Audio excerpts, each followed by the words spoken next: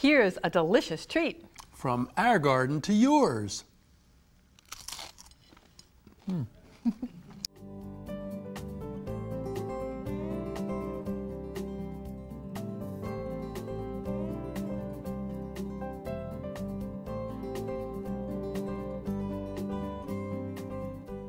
Remembering when the water plants in containers can be a major problem. Frankly, if you miss a few waterings, you're going to end up with some dead plants or maybe some poor production. But don't worry about that, because Ed Thrall's our horticulture extension agent's with us, and he's going to solve all these problems, Ed. I wish it were that easy, Tom, Well, but I'm going to give it a try. Yeah. Well, yeah. Now, you have what we call self-watering containers, and what does that involve? What does that mean? Self-watering containers are containers that can hold water for a period of time, maybe enough time for you to go away for the weekend without the plants shriveling up. Yeah. It would be nice. And they differ quite a bit from the conventional containers. Our conventional containers that we grow vegetables or other edibles in usually has a hole in it. And that hole right there can leak water all over your patio if it's outside. You may put a plastic saucer on it, but that's not what I'm talking about. So what I'm going to show you is one of the probably a popular type of self-watering container now called the earth box. And what distinguishes it from that container, even though it has a hole inside, is it has a reservoir where water can collect in the bottom. Oh, I see. Almost 2.5 gallons. Now the hole, I assume, is for drainage. The hole is for It's right drainage. down here. That People keeps probably me can't from, see it, but there's a hole right there. Yeah, the hole keeps me from overwatering it. Okay, So big rains, things like that. Exactly. And this has a what do I want to call it, a grid that will prevent soil from going right down into the water.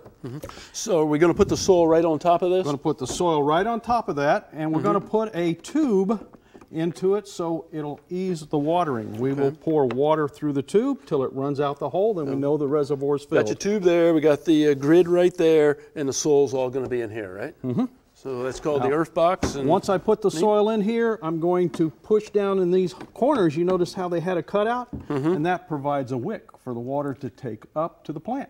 I see. Okay. Very good. Very and good. Then the plant will use the water as it needs it, as long as you keep the reservoir filled. Good. Now this is just one type of box. This is just You've one got type one of that's box. planted. You want to grab that down there and bring that one up there? I'm going to set this one down to the side while you're doing that. I do have one Look planted. at that, folks. Produce. Isn't Let's that kind of neat? Tell you, this was about 9 days ago. I cut it all the way to the ground, and it came back in 9 days. Now this is greens.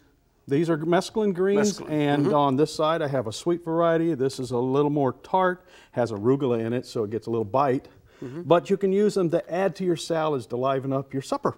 Now this is a type of greens that's getting popular. It's easy to grow in a box like this. Is there any limits to what you can grow in a container? There's no limits to what you can grow in a container, provided the container is large enough. Okay. For instance, if I want to grow a large, meaty beefsteak type tomato, I'm going to need a container at least 5 gallon size. Hence, the earth box is an ideal container for growing 1 or 2 large tomatoes. If I'm going to grow spinach, or I'm going to grow peas, or I'm going to grow beans, I'll space them apart according to some method that the manufacturer tells you who built the box.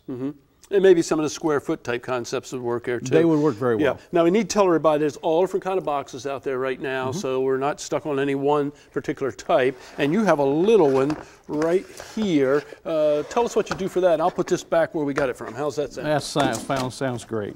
It is a smaller version of the larger one we just put down below the table here. And then the bottom, you see it has a reservoir where water can be held. It also has an area where soil can fall down below the level of the container and actually sit in the water. So we want the soil, in this case, sitting in the water. You want the soil sitting in the water, and the plant will take the moisture up as it needs it. Each system's a little bit different. So we'll put soil in here. Just a little different. We've got soil, and we will...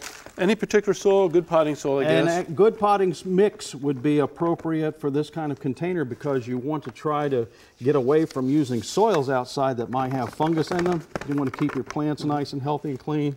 But as you see, we fill it up with about 1 inch to the top of the container. And we are about ready to plant. I would normally water this in to make sure it's good and moist, and then I would plant. Okay, and you can just plant any of the seeds like you saw there. Let's tell everybody there's books on the market.